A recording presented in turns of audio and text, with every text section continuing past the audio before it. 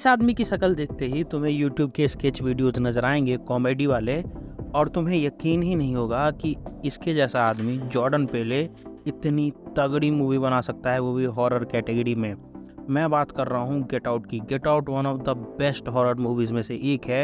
मतलब अभी तक की 2017 में ये आई हुई मूवी ने एक नया आयाम, एक नया जो वर्च्यू है वो लिख दिया था हॉरर जॉनरा में। इसने बताया था कि बहुत कुछ ऐसी चीज़ें हैं जो हम रियलाइज़ नहीं करते और जो हमें डरा सकती हैं अच्छे खासे तरीके से। इसमें हमें डैनियल कालुया क्रिस वाशिंगटन के रोल में नज़र आते हैं, एडिसन विलियम्स रोज आर्मिटेज के रोल में नज़र आती हैं। उसके बाद से और भी कैसे Caleb Landry, Lil Rel Howery, Catherine Bradley, ऐसे बहुत सारे कैरेक्टर्स हमें इसमें नज़र आते हैं। और सारे जो कैरेक्टर्स हैं वो एकदम तुमको चिल और कूल नज़र आएंगे। मतलब तुमको लगेगा कि यार क्या ही हुआ है। इसकी स्टोरी ऐसी चलती है कि एक बंदा रहता है जिसकी एक गर्लफ्रेंड रहती है, जिससे वो 4-5 महीने से मतलब रिलेशनशिप में रहता है। फिर वो लड़की डिसाइड करती है कि उसको अपने फैमिली से मिलवाने लेके जाएगी। फैमिली उसकी आउटस्कर्ट में रह रही होती है, तो ये लोग वीकेंड प्लान करते हैं कि उनके यहाँ जाएंगे। तो फिर ये लड़का पूछता है उससे कि क्या तुम्हारे फैमिली को पता है कि वो ब्लैक है, और वो ऐसे चिल में बोलती है कि क्या मतलब ब्लैक है, ऐसे कैसे मैं बोलूँ, तुम मेरे बॉयफ्रेंड हो, इससे फ़र्क नहीं पड़ता कि तुम ब्लैक हो या वाइट हो। उसके बाद वो उसको लेके जाती है। रास्ते में उसे एक पुलिस वाला मिलता है जो कि उससे रेसिस्ट व्यवहार करता है, बट उसकी गर्लफ्रेंड उसको डिफेंड करती है बहुत अच्छे तरीके से और उसको बोलती है कि ऐसे कोई तुमको ट्रीट नहीं कर सकता मेरे सामने। इतना होने के बाद वो उसके घर पे पहुंचते हैं और वो लड़की अपने मतलब फैमिली से उसको इंट्रोड्यूस करती है। उसकी फैमिली में उसकी माँ, उसके पिताजी, उसके जो उसका एक भाई है, और ये 4 लोग रहते थे।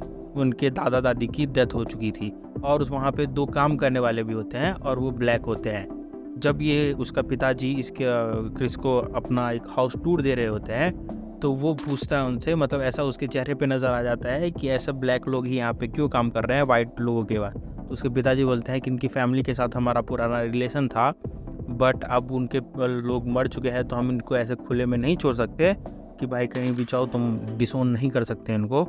तो उस चीज़ से बचाने के लिए हमने इनको अपने काम पे रख लिया है। और उसकी पूरी फैमिली ही डॉक्टर्स की फैमिली रहती है। उसके पिताजी डॉक्टर रहते हैं, उसकी माँ हिप्नोटिक्स ये साइकेट्रिस्ट रहती है, उसका जो भाई है वो थोड़ा सा अजीब चूतिया रहता है, बट वो भी आता है and they all like welcome him. बहुत ही वार्म वेलकम करते हैं, हग वग करते हैं अच्छे से, एकदम हंसी मजाक, एकदम कैजुअल रिलेशनशिप चलता है। बट धीरे धीरे उसकी फैमिली मतलब की वियर्डनेस उसके सामने आने लगती है।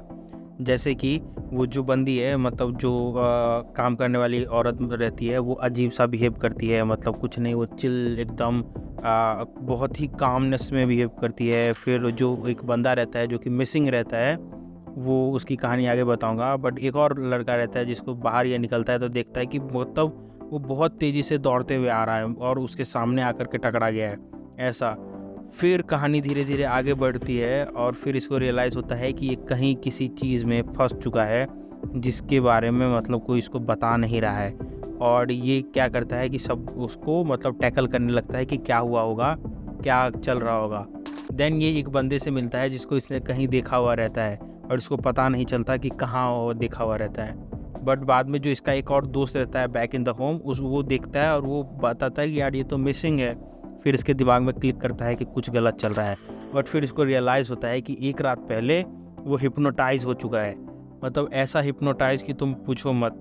वो उसकी मतलब एकदम सिंकिंग हो जाता है कि वो उसको रियलाइज़ होता है कि कहाँ आ गया मैं, किस दुनिया में आ गया। और सुबह उसको रियलाइज़ होता है कि भाई उसने तो सिगरेट की आदत छोड़ दी जो उसको इतने पुरानी थी। बाद में यहाँ पे एक फैमिली फंक्शन ऑर्गेनाइज किया जाता है, बट वो जो फैमिली फंक्शन रहता है वो बिडिंग रहता है। वो बिड करते हैं उस स्लेव के लिए, और जो स्लीव इस तरीके का स्लीव नहीं कि उससे काम करवाना है या कुछ और, उनका एक अलग ही नैरेटिव रहता है, बहुत ही अलग अप्रोच रहता है। वो तुमको मूवी देख के पता चलेगा।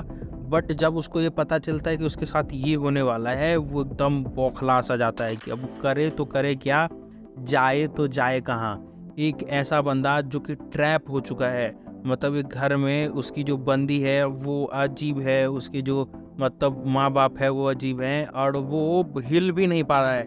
मतलब एक चम्मच की टिक से वो हिल नहीं पा रहा है, मतलब वो सीधा वहीं पे बैठ जाता है। मतलब उसकी माँ जो उस पे हिप्नोटिक्स की रहती है उस बंदे पे, तो उससे वो इतना कुछ कंट्रोल खो देता है अपने बॉडी के अंदर कि उसको लगता है कि वो अपने माइंड में ही सिंक कर रहा है। और वो जो विजुअलाइजेशन दिखाया गया है वो सिंकिंग का, वो गजब है। बट फॉर्चुनेटली जो उसका दोस्त है वो उस पर गिव अप नहीं करता है। वो बोलता है कि नहीं यार, ये बंदा मेरा दोस्त है, ये तो कहीं ना कहीं फंस चुका है। और वो पुलिस वाला रहता है, पुलिस वाला नहीं रहता एग्जैक्टली, बट किसी डिपार्टमेंट रहता है वो। और वो उसको बचाने की पूरी कोशिश करते रहता है। अब वो बचा पाता है कि नहीं बचा पाता है, वो और अपने दोस्त को ढूंढ पाता है कि नहीं पाता है, वो उस ट्रैप से निकल पाता है कि नहीं निकल पाता है, ये तो तुमको मूवी देख के पता चलेगा।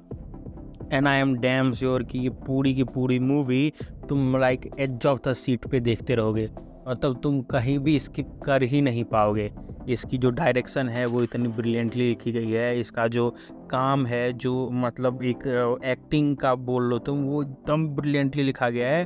तुम किसी से भी, किसी रिव्यूअर को टॉप 5 लिस्ट में निकाल लो हॉरर मूवी का, या बेस्ट हॉरर मूवी के जॉनरा में निकाल लो, तो ये वन ऑफ द में आएगी। इसकी कहानी टोटली डिफरेंट है, कोई घोस्ट स्टोरीज नहीं, कोई बात नहीं, ये तुम्हारे दिमाग से खेलती है, तुमको ये एहसास दिलाती है कि ये तुम्हारे साथ भी हो सकता है।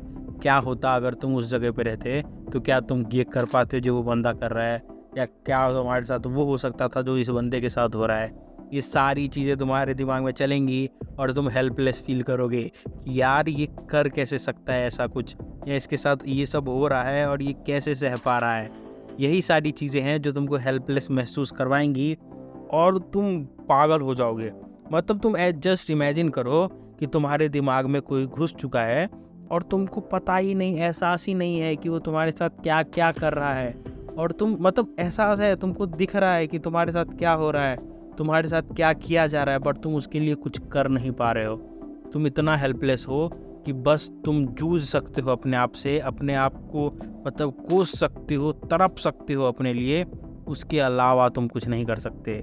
तुम बस चीख सकते हो, चिल्ला सकते हो, लेकिन वो साउंड तुम्हारा किसी को सुनाई नहीं देगा। तुमको तुम्हारे साथ वो चीज़ें की जाएंगी जो तुम मतलब सोच भी नहीं सकते हो। और इस सब का जो एंड प्रोडक्ट रहता है, मतलब ये सब चीज़ें जो जिस चीज़ के लिए की जाती हैं, वो क्रेज़ी रहता है भाई, वो क्रेज़ी रहता है। इसमें एक सीन दिखाया गया है कि मतलब ये गलती से ना फ्लैश चालू कर देता है, वो ट्रेलर में भी तुमको दिख जाएगा, और एक बंदा इसको मतलब आ जाता है, वो बैक आ जाता है, जो उसके सबकॉन्शियसनेस जो हिप्नोटिक से बाहर आ जाता है वो, और वो आते ही इसको बोलता है get out get out get out, और ये समझ नहीं पाता है। फिर वो उनको मतलब तुमको हिंट्स दिया जाएगा पूरी मूवी में, and you as an audience will know कि क्या चल रहा है, बट स्टिल तुमको देखने का मन करेगा कि यार आगे क्या होगा इसके साथ, आगे क्या होगा।